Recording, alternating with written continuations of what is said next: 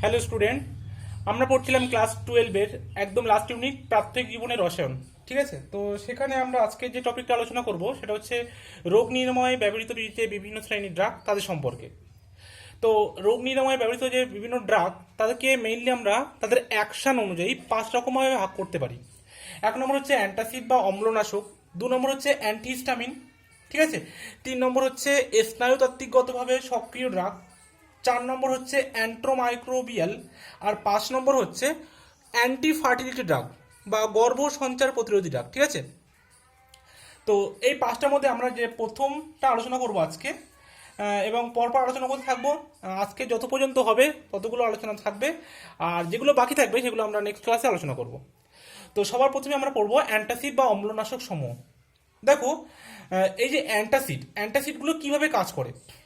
আমরা যখন কোনো তৈলাক্ত খাবার বা এমন কোনো একটা খাদ্য গ্রহণ করি যে খাদ্যটা আমাদের দেহের অ্যাসিড উৎপন্ন করে, ঠিক আছে, অ্যাসিড বলতে আমরা যে খাদ্যটা গ্রহণ করি সেই খাদ্যটা কোথায় যায়? পাকস্থলীতে। সেই পাকস্থলী থেকে কি কি নির্গত হয়? HCl নির্গত হয়, পেপসিন নির্গত হয়। এবার যে খাদ্যটা আমরা গ্রহণ করি সেখান থেকে যদি HClটা নিঃসরণ বেশি হয়ে যায় তখন আমরা বলি যে আমাদের পেটে অস্বস্তি বা জ্বালার অনুভূতি হচ্ছে, তখন আমরা কিন্তু এই অ্যান্টাসিডগুলো গ্রহণ করি। এবার এই অ্যান্টাসিডগুলো যখন আমাদের একদম আদিমকালে যখন কোনো তেমন ভালো ওষুধ আবিষ্কার হয়নি তখন সে সময় আমরা কি ইউজ করতাম? বেকিং সোডা, ঠিক আছে, যেটাকে আমরা কেমিক্যালের ভাষায় সোডিয়াম বাইকার্বনেট বলি। এই যে সোডা ছিল এই সোডাটাকে আমরা ইউজ করতাম। এই সোডাটা কি করতো? পাকস্থলী থেকে নির্গত যে HCl সেই HCl এর সাথে রিয়াক্ট করে একটা লবণ NaCl আর কার্বনিক অ্যাসিড উৎপন্ন করতো। এই যে বেকিং সোডা, সোডিয়াম বাইকার্বনেট আর এই যে HCl, এই HCl এর কি ছিল? পিএইচটা অনেক কম ছিল, কারণ যেহেতু এটা অ্যাসিড একটা, তাই এর পিএইচটা অনেক লোয়ার। এই HCl এর সাথে রিয়াকশন করার পর যখন ও H2CO3 উৎপন্ন করলো সে তার পিএইচটা একটু হলেও বেশি ছিল, ঠিক আছে, কারণ এটা অনেকটা উইক অ্যাসিড, সেই জন্য এর পিএইচটা একটু বেশি। যার ফলে কি হতো? এই যে অ্যাসিডটা ছিল এই অ্যাসিডটার অ্যাসিডিটি বেশি, এই অ্যাসিডটার অ্যাসিডিটি অনেক কম। যার ফলে কি হতো? এটা প্রোডাক্টটা নিউট্রাল করে দিত, বা এমন হতো যে পিএইচটা নিউট্রালের থেকে অনেকটা বেশি হতো। পিএইচটা কি বললাম না, যেটা নিউট্রাল পয়েন্ট ছিল সেই নিউট্রালের থেকেও বেশি করে দিত। যার ফলে এমন হতো যে দেখা যাচ্ছে পাকস্থলীতে ক্ষারীয়তার মাত্রা বেড়ে যেত। এবং এটা কি করতো? এটা আমাদের শুধুমাত্র যে রোগের সিমটম ছিল সেই সিমটমগুলোকে বা যে উপসর্গ সেই উপসর্গকে নষ্ট করতো, কিন্তু রোগের যে প্রকৃত কারণ সেটাকে কিন্তু কখনোই নষ্ট করতো না। এরপর আমাদের আবিষ্কার হলো সেটা হচ্ছে ম্যাগনেসিয়াম হাইড্রক্সাইড, ঠিক আছে, বা যে মেটালে যে সমস্ত হাইড্রক্সাইড আছে তারা, সেগুলো কি করে? মেটালে যে বিভিন্ন হাইড্রক্সাইডগুলো থাকে সেই মেটালের হাইড্রক্সাইডগুলো ওরা ওই পাকস্থলীর যে HCl নিঃসরণ হয় সেই HClটাকে পুরোপুরিভাবে প্রশমিত করে, এবং এগুলো অদ্রাব্য হওয়ার কারণে এরা কিন্তু পিএইচের মাত্রাটাকে খুব বেশি করে না, ঠিক আছে, মানে নিউট্রালের সমানই থাকে, নিউট্রালের থেকে পিএইচটা কখনোই বেশি হয় না। সেই জন্য সোডিয়াম বাইকার্বনেটের তুলনায় এই যে সমস্ত ধাতব হাইড্রক্সাইড, যেমন একটা এক্সাম্পল হিসেবে ম্যাগনেসিয়াম হাইড্রক্সাইডের কথা বললাম, এটা কিন্তু অনেকটাই বেশি উপকারী, ঠিক আছে। তো আমরা ম্যাগনেসিয়াম হাইড্রক্সাইডে এখন বর্তমানে ইউজ করি। অ্যাকচুয়ালি কি হয়? যখন আমাদের শরীরে কোনো অ্যাসিড উৎপন্ন হয় সেই অ্যাসিডটাকে নিউট্রালাইজ করার জন্য আমরা কি বেস ইউজ করি, ঠিক আছে, আর এই বেসটাকে বলা হয় কিন্তু অ্যান্টাসিড। কি বলা হয়? অ্যান্টাসিড। অ্যাকচুয়ালি অ্যাসিডের বিপরীত সেটা কিন্তু অ্যান্টাসিড বলে, ঠিক আছে, এটা একটু মনে রাখবে সবাই। অনেকের সময় দেখবে যে অ্যাসিডিটি হলে বা আমাদের যদি পেটে ভিতরে জ্বালার অনুভূতি হয় তখন আমরা কিন্তু ইনো ইউজ করি, ইনো, যেটাও কিনা একটা অ্যান্টাসিডেরই কাজ করে, ঠিক আছে। তাহলে দেখো, এই যে সমস্ত অ্যান্টাসিডগুলো আমরা ইউজ করছি সেই অ্যান্টাসিডগুলো প্রয়োগের কি কি এফেক্ট আমাদের শরীরে পড়ছে। যে অ্যান্টাসিডগুলো ইউজ করছি সেই অ্যান্টাসিডগুলো কি করছে? প্রথমত তো এরা শুধুমাত্র রোগের সিমটমটাকে আমাদের মানে কিছুক্ষণের জন্য রিলিফ দিচ্ছে সিমটম থেকে, ঠিক আছে, কিন্তু প্রকৃত যে কারণ সেটাকে কিন্তু কোনো রকমভাবে ওরা নিশ্চিহ্ন করতে পারছে না।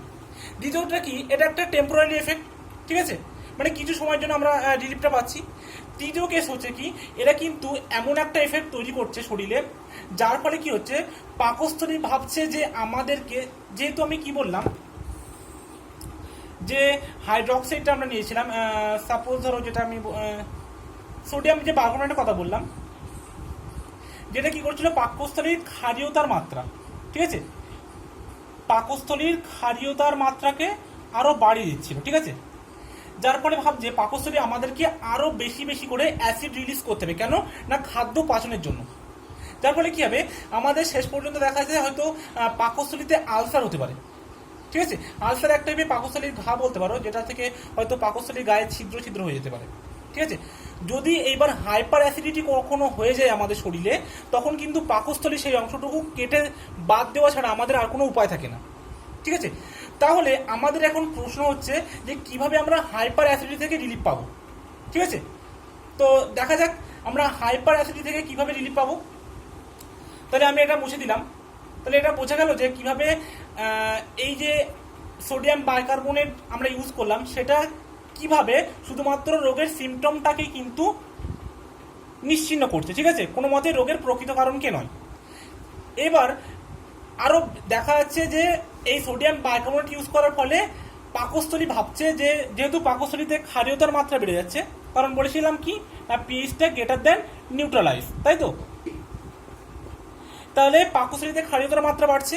এবার পাকস্থলী কি করবে, আরো বেশি বেশি মাত্রায় ও এইচসিএল নিঃসরণ করবে, তখন আমাদের পাকস্থলীতে আলসার হবে, ঠিক আছে।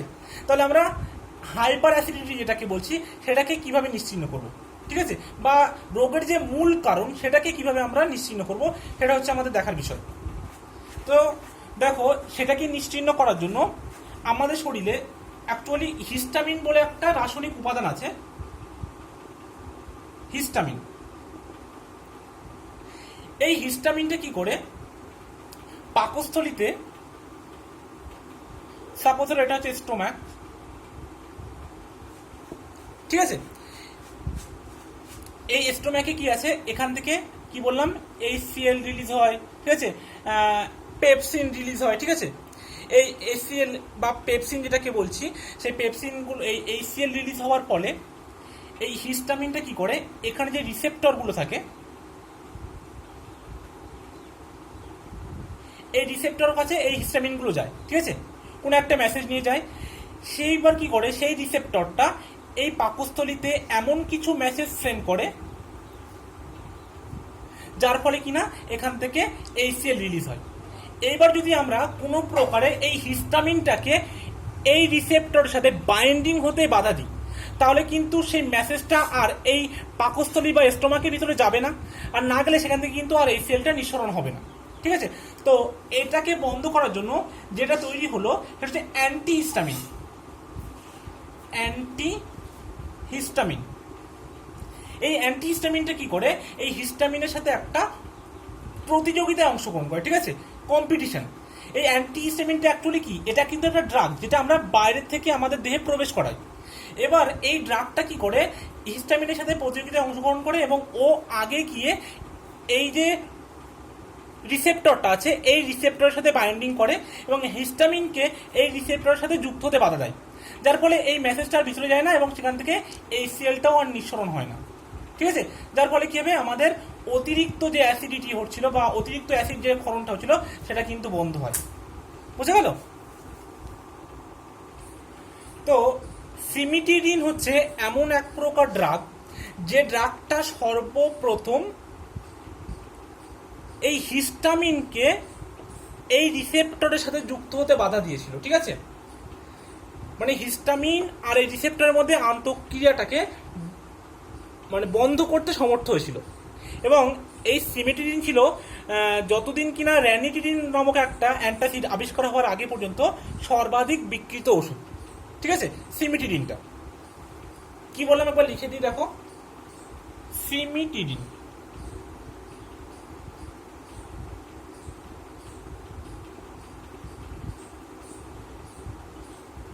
ওটা হচ্ছে র্যানিটিডিন,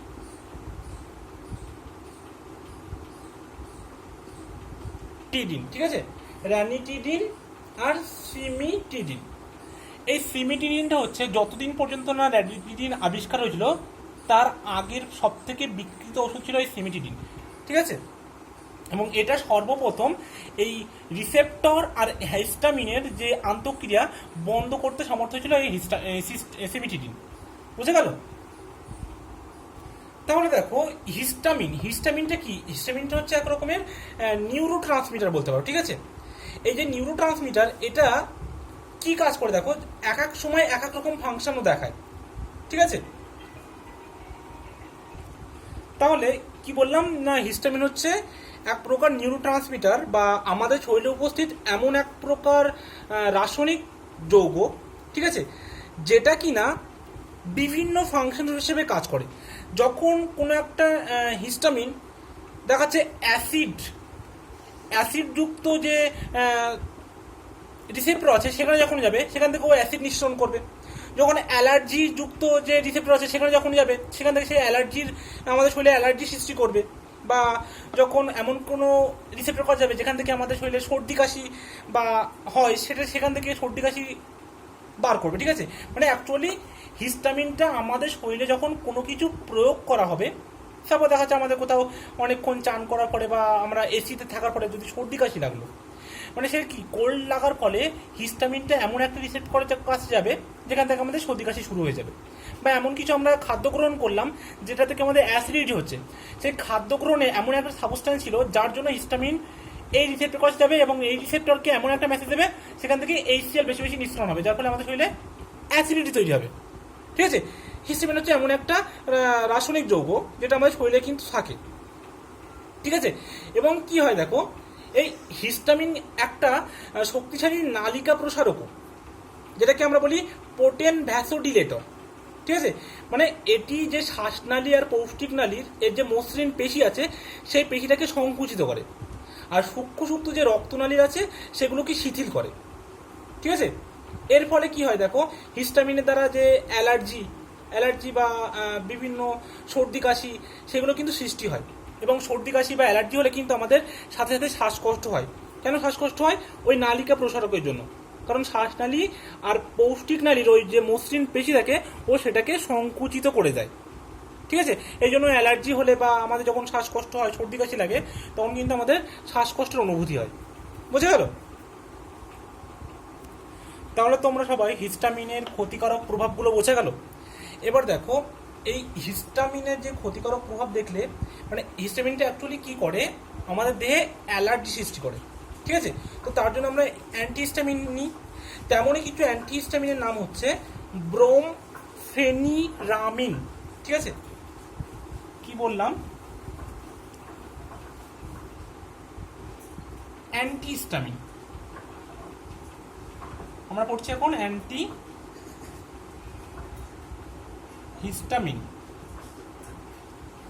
দেখো, অ্যান্টিহিস্টামিন তো কি বললাম, যে যেসব ড্রাগ রিসেপ্টরের সঙ্গে যুক্ত হওয়ার ক্ষেত্রে হিস্টামিনের সঙ্গে প্রতিযোগিতায় অংশগ্রহণ করবে এবং হিস্টামিনকে তার সাধারণ কাজে বাধা দেবে। মানে কি, যে হিস্টামিনটা যে রিসেপ্টরের সঙ্গে যুক্ত হচ্ছিল সেই যুক্ত হওয়ার কাজে বাধা দেবে, ঠিক আছে? তাকে আমরা বলি অ্যান্টিহিস্টামিন। এবারে হিস্টামিনগুলোর ক্ষতিকারক প্রভাব কি দেখলাম না, এরা দেহে অ্যালার্জি সৃষ্টি করে, ঠিক আছে? তো এই যে অ্যান্টিহিস্টামিন এই অ্যালার্জিগুলো প্রতিরোধ করবে। তো এই সেরকম অ্যান্টিহিস্টামিনের কটা উদাহরণ দেখো, বলছি আমি, নাম বলছি অ্যান্টিহিস্টামিন। ব্রোমফেনিরামিন, ঠিক আছে? ব্রোমফেনিরামিন, ঠিক আছে? আর একটা এক্সাম্পল যদি তোমরা দেখো, এটা হচ্ছে টারফেনাডাইন, যেটাকে আমরা সেলডেনও বলি, ঠিক আছে? টারফেনাডাইন,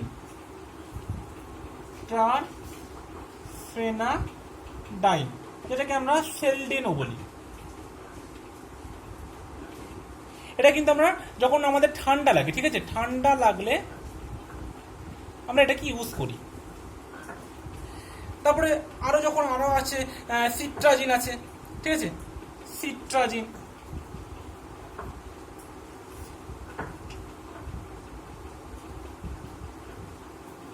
যেটাকে আমরা ডিমেটাপও বলি, ঠিক আছে? এটা কখন ইউজ করা হয়? এটা যখন আমাদের নাসাল প্রবলেম হয়, ঠিক আছে? তার কাছে সাপোজ কারোর নাক বন্ধ হয়ে গেল, ঠিক আছে, তখন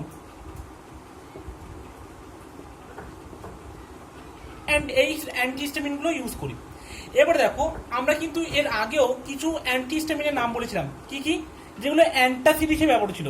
সেটা হচ্ছে নাম বলেছিলাম সিমিটিডিন,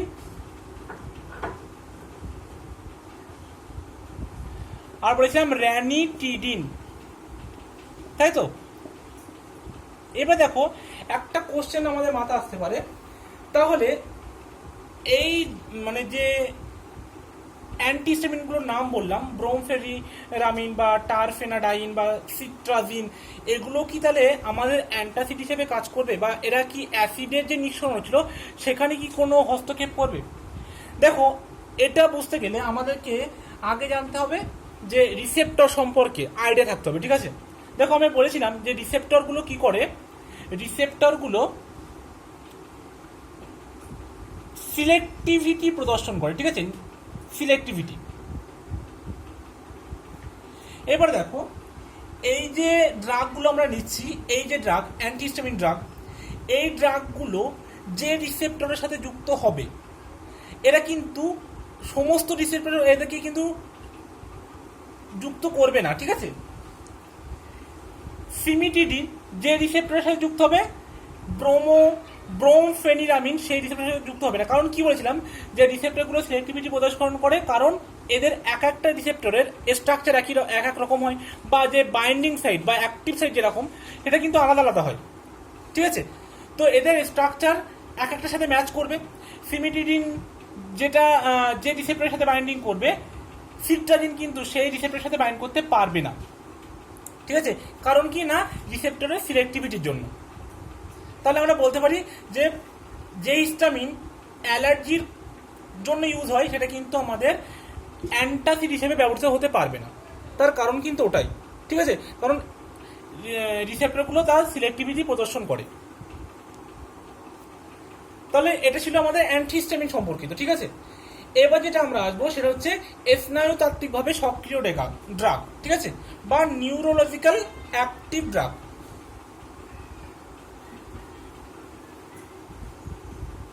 নিউরোলজিক্যালি অ্যাক্টিভ ড্রাগ, সবাই হেডিং দাও।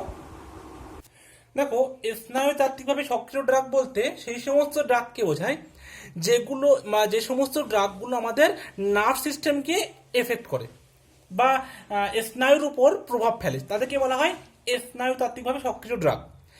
এই ড্রাগ আবার দু রকমের হয়, ঠিক আছে। একটা হচ্ছে ট্রাঙ্কুইলাইজার, ট্রাঙ্কুইলাইজার, ঠিক আছে। কি বললাম? ট্রাঙ্কুইলাইজার, ঠিক আছে। 2 নম্বর যেটা, সেটা হচ্ছে অ্যানালজেসিক।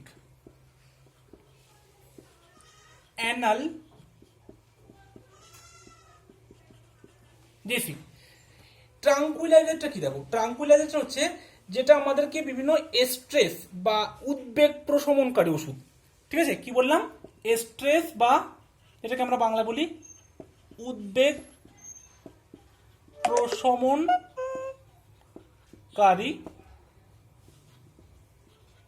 ওষুধ, এগুলোকে বলা হয় ট্রাঙ্কুলাইজার। আর অ্যানালজেসিক গুলো কি? এগুলো পেইন কিলার, ঠিক আছে, ব্যথা বেদনা উপশমকারী, ব্যথা বেদনা উপশমকারী,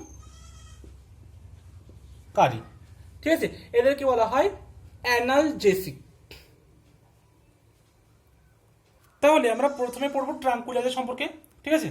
দেখো, ট্রাঙ্কুইলাইজারটা অ্যাকচুয়ালি কি, মানে যে সমস্ত ড্রাগগুলো মানসিক চাপ, অবসাদ বা বিভিন্ন মানসিক রোগে ব্যবহৃত হয় তাদেরকে কিন্তু আমরা ট্রাঙ্কুইলাইজার বলি। মানে এগুলো কি করে? ট্রাঙ্কুইলাইজারের মেন কাজটা কি? ট্রাঙ্কুইলাইজারের মেন কাজটা হচ্ছে আরামের অনুভূতির মাধ্যমে আমাদের যে উদ্বেগ বা যে বিভিন্ন মানসিক চাপ বলো বা উত্তেজনা বলো, এগুলো কিন্তু উপশম করে, ঠিক আছে।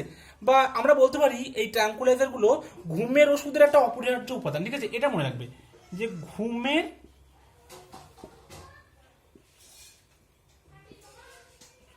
ওষুধের অপরিহার্য উপাদান এই ট্রাঙ্কুইলাইজার গুলো, ঠিক আছে।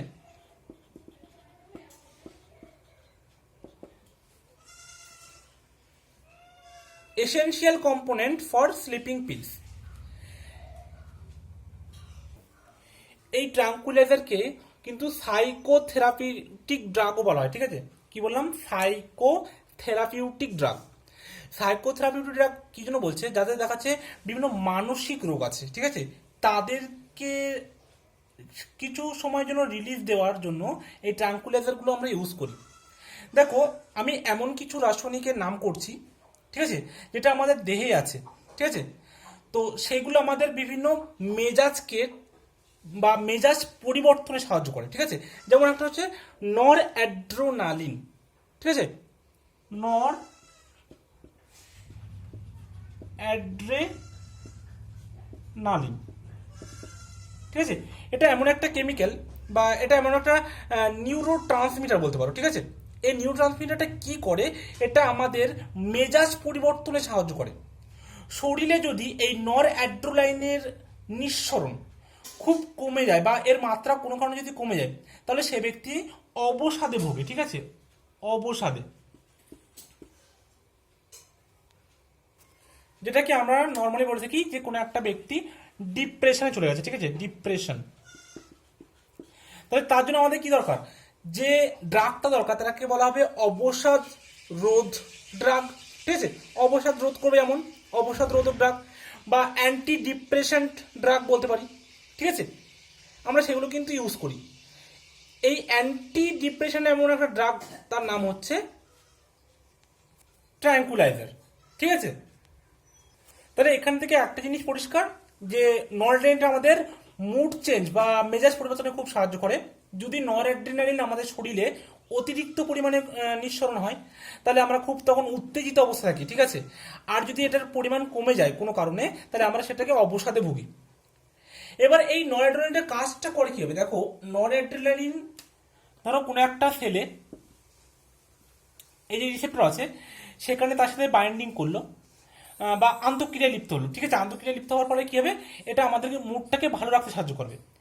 এবার যদি কোনো একটা শরীরের এনজাইম এসে এই নরঅ্যাড্রেনালিনকে ভেঙে দেয়, ঠিক আছে, বা আমরা এটাকে বলতে পারি অবনমন, ডিগ্রেডেশন করে দেয়, ঠিক আছে, নরঅ্যাড্রেনালিনের অবনমনে সাহায্য করে বা ডিগ্রেডেশনে সাহায্য করে, তখন কি হয়, সেই ব্যক্তি অবসাদে ভোগে।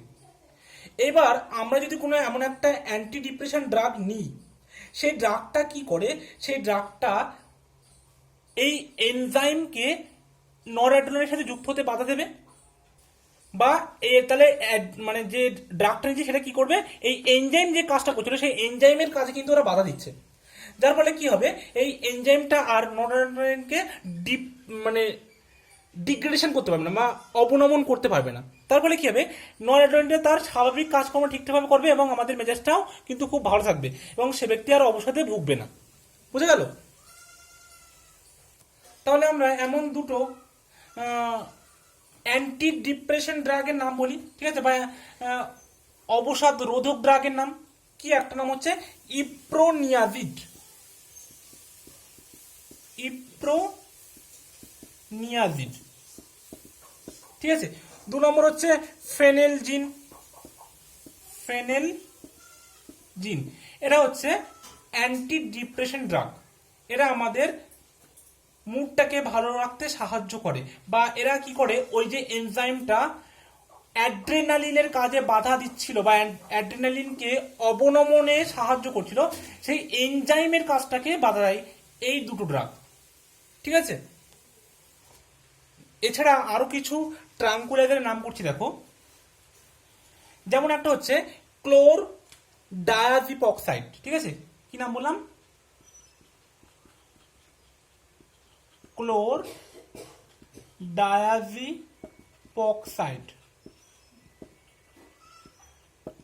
এটা একটা মৃদু ট্রাঙ্কুলাইজার, ঠিক আছে। এটা কি বললাম, মৃদু। ক্লোর ডায়াজিপক্সাইড একটা মৃদু ট্রাঙ্কুলাইজার, যেটা কিনা আমাদের মানসিক চাপ নিবারণে সাহায্য করে, ঠিক আছে, যে টেনশন যেটাকে আমরা বলি, মানসিক চাপ নিয়ন্ত্রণে সাহায্য করে।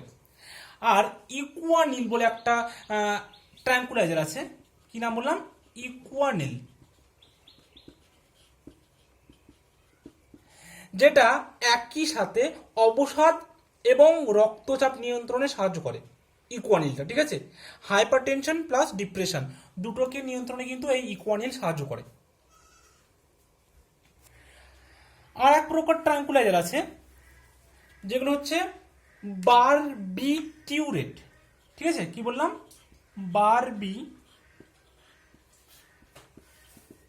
টিউরেট, যেগুলো কিনা হিপনোটিকের কাজ করে। হিপনোটিক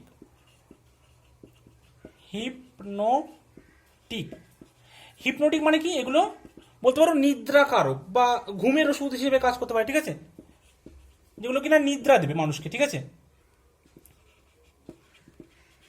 এরকমই একটা বারবিটিউরেট হলো ভেরোনেল, ঠিক আছে। এই বারবিটিউরেট হচ্ছে একটা নাম উদাহরণ দিলাম, ভেরোনেল। 2 নম্বর হচ্ছে লুমিনেল। এই দুটো নাম একটু মনে রাখবে, লুমিনেল আর ভেরোনেল। এরা হচ্ছে দুটো বারবিটিউরেট। আসলে বারবিটিউরেটটা কি? বারবিটিউরেট হচ্ছে বারবিউরিক অ্যাসিডের বা বারবিটিউরিক অ্যাসিডের ডেরিভেটিভগুলো, ঠিক আছে। মানে বারবিটিউরিক অ্যাসিডের যে দুটো হাইড্রোজেন থাকে, সেই দুটো হাইড্রোজেনকে আমরা বিভিন্ন ফাংশনাল গ্রুপ দ্বারা যদি আমরা রিপ্লেস করি, সেখান থেকে আমরা বারবিটিউরেটগুলো পাবো, ঠিক আছে, যেগুলো কিনা কি কাজ করবে? নিদ্রাকারক হিসেবে কাজ করবে বা ঘুমের ওষুধ হিসেবেও কাজ করবে। এবার আমরা আর এক প্রকার নিউরোলজিক্যালি অ্যাক্টিভ ড্রাগ সম্বন্ধে পড়বো, সেটা হচ্ছে অ্যানালজেসিক। সবাই হেডিং দাও, অ্যানালজেসিক।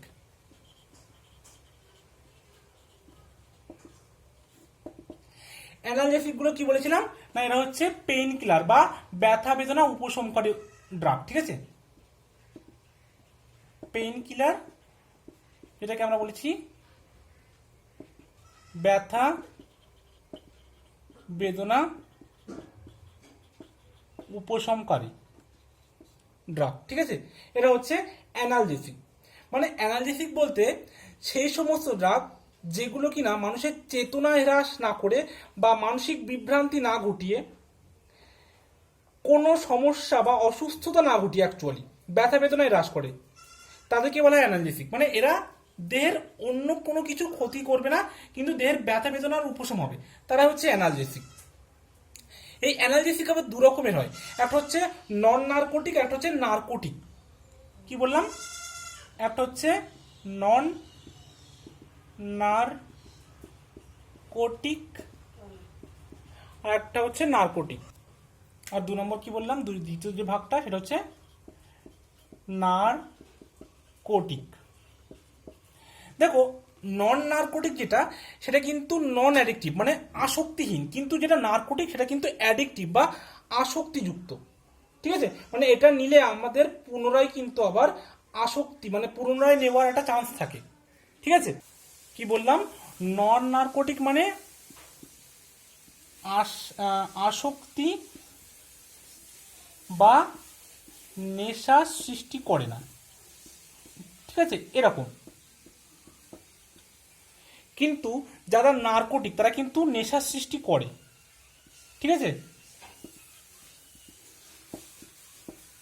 তাদেরকে বলা হয় নার্কোটিক। এবার দেখো, আমরা অ্যাকচুয়ালি এক একটা করে পড়ি। প্রথমে আমরা পড়ি নন নার্কোটিক সম্পর্কে পড়ি, ঠিক আছে। প্রথমে আমরা কি পড়বো? নন নার্কোটিক সম্পর্কে।